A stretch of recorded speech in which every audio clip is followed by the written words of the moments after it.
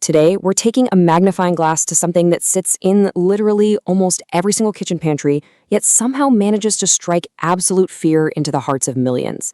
I'm talking, of course, about sugar. We see the crazy headlines, we hear the constant warnings, and we watch the diet trends cycle year after year. But is sugar really as dangerous as people claim?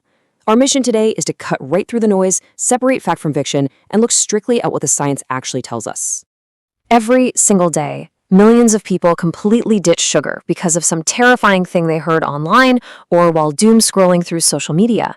But we really have to ask ourselves, is sugar actually the ultimate enemy? Are some of these fears grounded in reality? Or have we just been buying into exaggerated myths and complete falsehoods pushed by fleeting internet trends? Okay, let's dive into this. You've probably heard this incredibly dramatic phrase before. Sugar is often called the white poison. I mean, that is a heavy accusation, right? It makes a simple, everyday carbohydrate sound like some sort of toxic radioactive chemical. So for this explainer, we're essentially putting this so-called white poison on trial to see if the scientific evidence actually backs up such a terrifying nickname. Section 1. The White Poison Accusation. Investigating the claims against sugar. The hyperactivity illusion. Does sugar really make kids bounce off the walls? Let's start with charge number 1. If you have ever survived a kid's birthday party, you've absolutely heard a parent frantically yell, "Oh no, don't give them too much sugar, they're going to bounce off the walls." It's this incredibly common belief that sugar just directly fuels hyperactivity. But surprisingly, the science doesn't consistently back that up. Think about the environment where kids are eating all this sugar, highly stimulating events, surrounded by all their friends, party games, sheer chaos. It's the adrenaline and the excitement of the whole shebang, not the cake and ice cream, that's really sparking that wild behavior. So, we have to hand down our very first ruling. The idea that sugar directly causes hyperactivity, it's mostly a myth. It is a textbook case of confusing correlation with causation. Kids just happen to eat a ton of sugar when they're already in highly energetic, super exciting environments. Section 2. Are sugar alternatives better? Investigating brown sugar and artificial sweeteners. Now, what's really interesting about this slide is that even if white sugar isn't necessarily making kids hyper, people will still go out of their way to avoid it by seeking out quote-unquote healthier alternatives. So many folks reach for brown sugar thinking it's this wonderful, natural, healthy upgrade. But the honest truth? Brown sugar is literally just white sugar with about 5% molasses added back in. Nutritionally speaking, that tiny little sliver of molasses is so microscopic that it doesn't offer any meaningful health benefits whatsoever. So the verdict on brown sugar being a health food? Yeah, that's a complete myth. I always find it kind of funny, honestly, how much extra money we're willing to shell out for these trendy health alternatives when scientifically your body is processing it exactly the same way as the cheaper stuff sitting right next to it on the grocery shelf. Well, that logically brings us to our next question. What about artificial sweeteners? If brown sugar isn't the magic answer, is replacing sugar entirely with zero-calorie artificial sweeteners the ultimate healthy solution? The verdict here is not always true. While they can absolutely help reduce your immediate calorie intake, they aren't just an automatic magic fix across the board. The scientific community is actually still looking closely at their long-term effects on things like our gut microbiome and figuring out whether consuming them might actually trigger compensatory sugar cravings later on in the day. Simply swapping one sweetener for another blindfolded isn't a cure-all.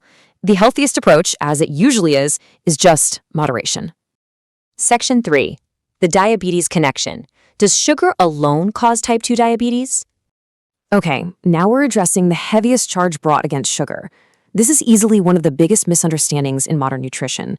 The belief that simply eating sugar directly, on its own, causes diabetes. In reality, type 2 diabetes develops from a super complex web of factors.